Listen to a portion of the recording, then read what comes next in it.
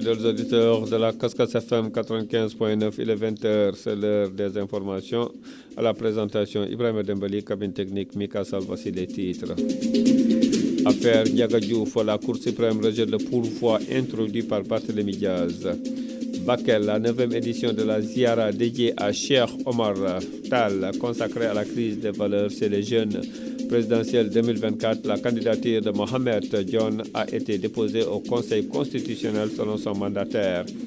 Pour l'actualité internationale en Mauritanie, la police arrête un camion en provenance du Mali contenant 58 kg de drogue. En France, naufrage au Pays Basque, 2 matelots sénégalais portés disparus. Le sport et la revue de presse fermeront ce journal dans un instant le développement.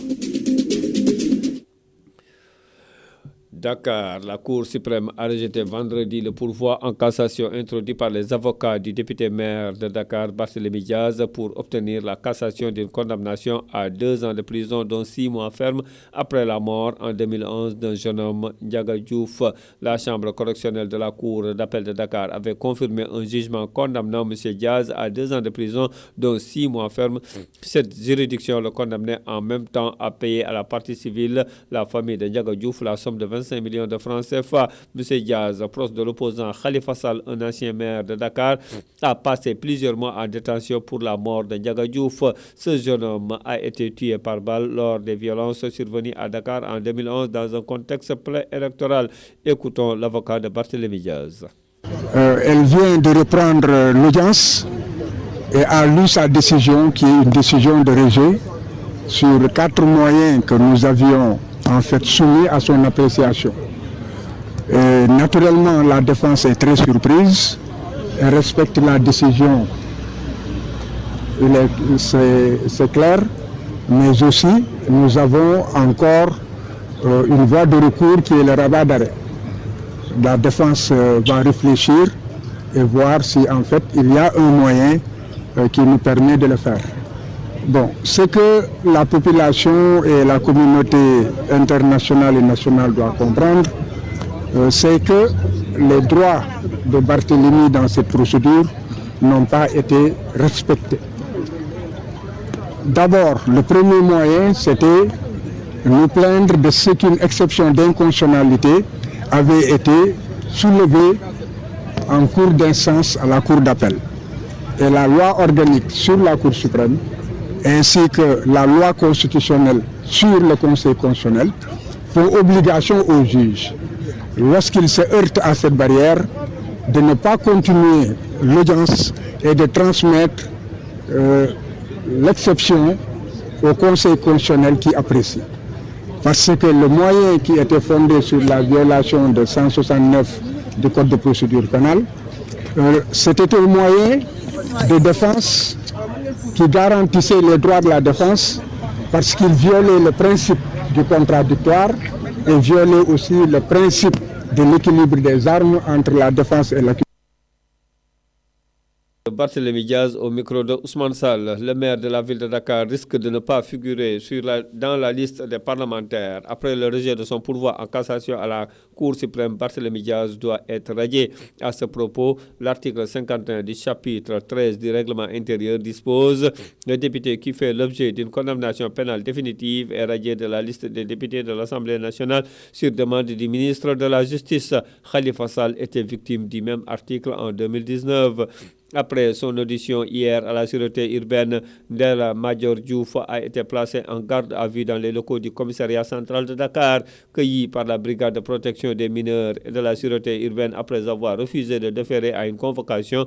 Ndella Madior Diouf a été placé en garde à vue après son audition. À l'issue de son interrogatoire, la propriétaire donc de l'orphelinat Keur Yermandé est poursuivie pour homicide involontaire, maltraitance des enfants, exploitation d'une pouponnière sans autorisation, rapporte Libération. 2 bébés sont morts dans sa pouponnière et elle risque la prison selon les informations du journal Les Échos. Le projet académique Ndawoune, mis en œuvre dans la région de Matam depuis 2022, aura un impact sur l'amélioration des enseignements apprentissages dans les établissements scolaires de la région, a indiqué l'inspecteur d'académie, Dr Baye Babou. Initié par l'ONG associée en recherche, éducation et développement ARED. Le programme Daoune consiste à réduire la vulnérabilité à l'apprentissage par la mise en place d'un programme de remédiation en lecture et en mathématiques.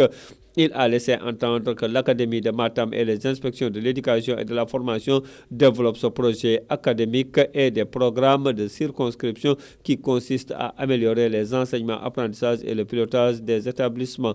L'inspecteur Babacar Samb, nommé directeur des DARA au ministère de l'Éducation nationale, mercredi en Conseil des ministres prône une démarche participative et inclusive pour relever les défis dans un secteur où, selon lui, tout est urgent.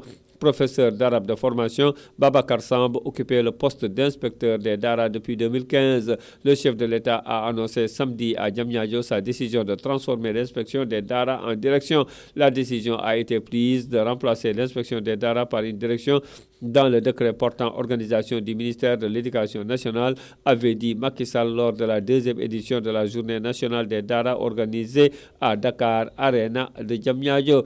Dans la foulée, Babacar Samb a été nommé mercredi en Conseil des ministres directeur des DARA.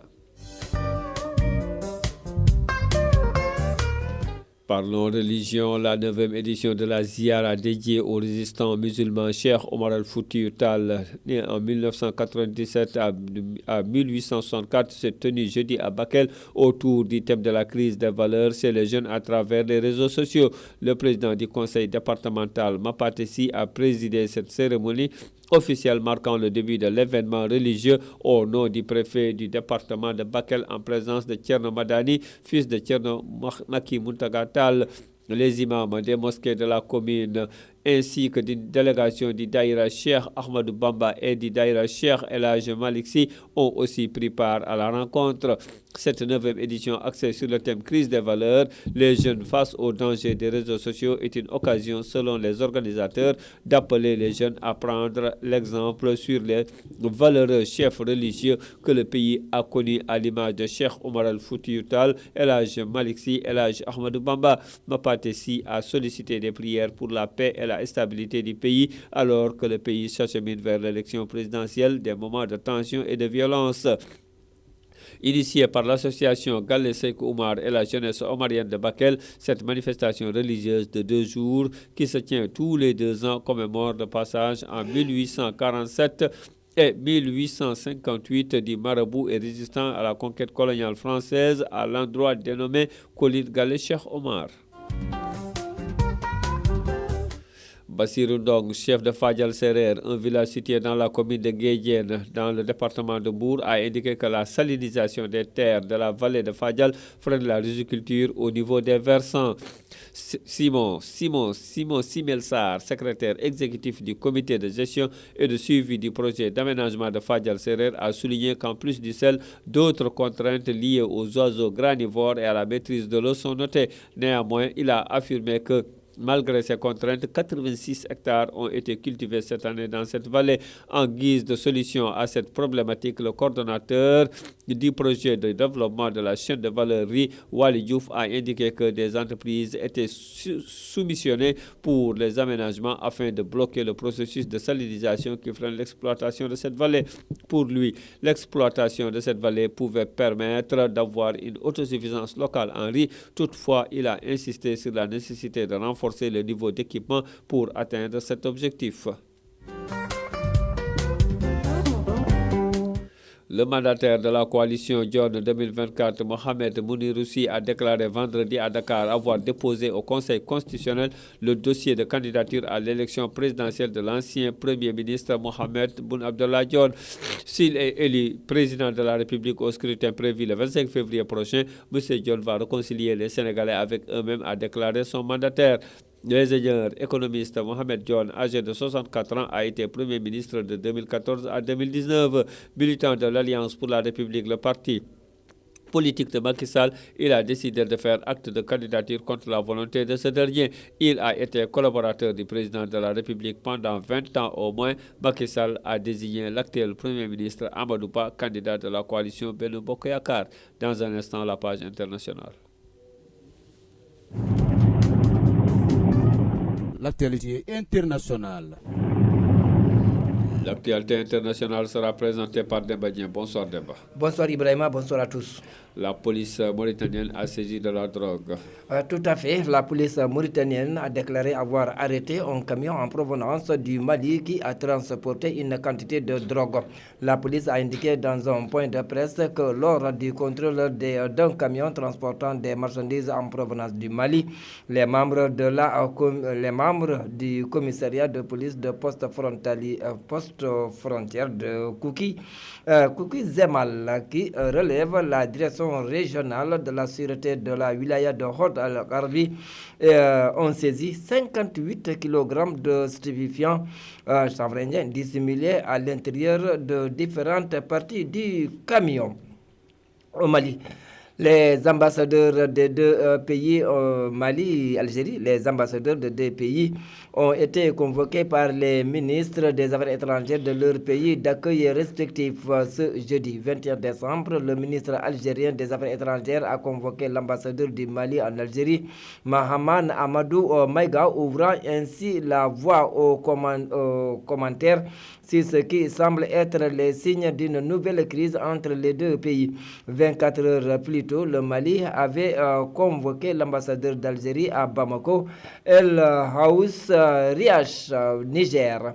La France a achevé vendredi le retrait complet de ses soldats déployés au Niger dans le cadre de l'opération de lutte anti-djihadiste dénommée Barkhane, a-t-on appris de sources médiatiques. Les derniers de 1500 soldats et aviateurs français basés au Niger ont quitté le pays vendredi matin, a rapporté le site de la télévision France 24. Le retrait complet des soldats français du Niger avait été décidé en septembre dernier par le président français Emmanuel Macron, signant de facto l'épilogue d'un bras de fer opposant Paris aux autorités militaires réussies d'un renversement en juillet 2023 de Mohamed Bazoum, président démocratiquement élu. Burkina Faso. L'armée burkinabé réfléchit à la régularisation de ces quelques 380 terrains de 10 000 hectares disséminés à travers le territoire national pour éviter les conflits liés aux fonciers et de répondre à ses besoins en terre. Angola. Rebondissement au sein de l'OPEP qui regroupe les pays exportateurs de pétrole. L'Angola, poids lourd du pétrole sur le continent africain, a décidé de se retirer de l'organisation. La raison des accords sur la baisse des quotas souhaités par les principaux producteurs mondiaux. La décision de l'Angola a été annoncée ce jeudi 21 décembre par le ministre des Ressources naturelles, du pétrole et du gaz, Diamantino Pedro de Azevedo, à la suite d'un conseil des ministres. Le président João Lourenço a signé dans la foulée un décret présidentiel. Enfin, en France, un bateau de pêche s'est échoué dans la nuit de jeudi à vendredi à Cibourg, dans les Pyrénées-Atlantiques, et 2 membres sénégalais de l'équipage sont portés disparus dans l'océan agité par une forte foule selon les autorités.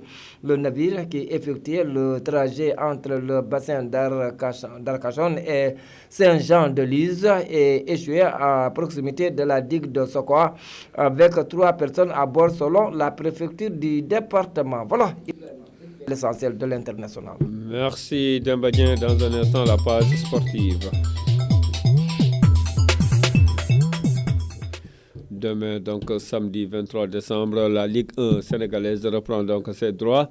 Teungueth FC donc va rencontrer Jaraaf, la Linguère de Saint-Louis va rencontrer Dakar Sacré-Cœur, Diamond de Fatick va rencontrer US de Gorée, Génération Foot le dimanche, Génération Foot donc va rencontrer Guédiawaye FC, Stade de Mbour va rencontrer Sonacos, US Ouakam va rencontrer Jambar le mercredi, ensuite le mercredi AS Pikine va rencontrer Casa Sport. Pour la Premier League, actuellement, donc aujourd'hui, donc à 20h, les 2 équipes Aston Villa et Sheffield se rencontrent. Le match, ils sont à la 45e minute, ils sont à 0 but partout. Donc, pour la Série A italienne, actuellement, donc Monza donc joue contre la Fiorentina. Ils sont à la mi-temps. La Fiorentina mène par 1-0. Salernitana accueille Milan AC. Ils sont à la mi-temps. Les deux équipes sont à égalité, 1 but partout. C'est tout pour cette page sportive. Dans un instant, la revue de nos quotidiens. Les quotidiens sénégalais parvenus vendredi à apathie principalement sur l'investiture du candidat de la coalition au pouvoir à la prochaine présidentielle et le scandale de maltraitance des bébés dans une pouponnière sans agrément. Le quotidien évalue les critères de bonne gouvernance dans le Millennium Challenge Compact du gouvernement américain et note que le président Macky Sall passe le test. Le journal indique que Washington salue les performances de Dakar en termes de liberté publique et de lutte contre la corruption. Le chef de l'État sortant a été froid et critiqué à l'occasion du congrès d'investiture d'Amadou Ba, son premier ministre qu'il a désigné candidat de la coalition présidentielle de Benno Bokk Yakaar pour à l'élection présidentielle du 25 février 2024. Lors de cette cérémonie organisée jeudi 21 décembre à Dakar, le journal rapporte que le chef du gouvernement a officiellement été investi candidat de l'Alliance pour la République, le parti présidentiel, là où Macky Sall est maintenu à la tête de cet appareil politique qu'il a créé après sa sortie du Parti démocratique sénégalais en 2009 pour aller conquérir le pouvoir 3 ans plus tard. Malgré tous ces atouts, le quotidien estime que le candidat de l'APR est face au syndrome de la désunion parce que plusieurs de ses camarades de parti n'approuvent pas sa désignation, là où d'autres ont quitté le parti et la coalition présidentielle pour aller briguer les suffrages des Sénégalais à la prochaine présidentielle. Walf Quotidien a relevé d'ailleurs de petits coups bas contre Amadou Ba lors du meeting d'investiture organisé hier à son honneur. Toutefois, l'observateur souligne que Benno Bokk Yakaar est en ordre de bataille, insistant sur le nom du Premier ministre qui s'engage pendant que son mentor politique Macky Sall galvanise les troupes. Le Témoin estime que de son côté, que Amadou Ba, candidat de la majorité présidentielle, a été investi dans la ferveur. Macky Sall fait le bilan de ses 12 ans de magistère, trace des perspectives pour le Sénégal et tresse des lauriers pour Amadou Ba. La majorité a fait hier montre d'une mobilisation sans précédent dans l'unité et la ferveur militante pour investir son candidat. Amadou Ba, soutient le journal. Sud Quotidien revient aussi sur cet événement et fait savoir que l'APR intronise Amadou Ba après le Parti socialiste et l'Alliance des forces du progrès, deux formations alliées. Je suis convaincu que je peux mener cette coalition à la victoire, a déclaré dans le soleil Amadou Ba devant le président Macky Sall qui estime le chemin est balisé, la victoire devant nous, soyez unis. Secrétaire général de l'AFP, Moustapha Niasse, qui a cheminé avec tous les présidents du Sénégal, note nous devons gagner cette élection et dès le premier tour. De son côté, Libération préfère mettre le curseur sur un fait de société évoquant le scandale Kër Yërmandé, la maison donc de la miséricorde, du nom de la pouponnière de l'horreur, dont la gérante Ndella Madior Diouf a été cueillie hier par des policiers de la brigade de protection des mineurs de la sûreté urbaine après avoir refusé de déférer à une convocation. Fille d'un ancien ministre du régime socialiste, cette célèbre et controversée femme a été placée en garde à vue après son audition. Elle est visée pour homicide involontaire, maltraitance des enfants et exploitation d'une pouponnière sans autorisation. Le journal souligne que depuis 2022, la pouponnière fonctionnait sans autorisation et dans l'opacité totale des bébés adoptés dans des conditions troublantes, alors que le décès de 2 nourrissons suite à des maltraitances est confirmé, confiant que les bébés retirés de la pouponnière sont confiés aux services compétents du ministère de la Famille. Le quotidien soutient qu'une femme rançonnée quand elle a voulu récupérer son enfant déposé à la pouponnière a aussi porté plainte. Les Échos écrit aussi sur cette affaire et rapporte que Ndella Madior est poursuivie pour homicide involontaire après que 2 bébés ont rendu l'âme dans sa pouponnière, soulignant qu'elle est placée en garde à vue et risque la prison. Pour l'observateur, 48 bébés sont évacués de la pouponnière sans agrément de Madior Ndella Diouf, principale mise en cause dans le scandale. C'est la fin de cette édition. Dans un instant, le rappel des titres.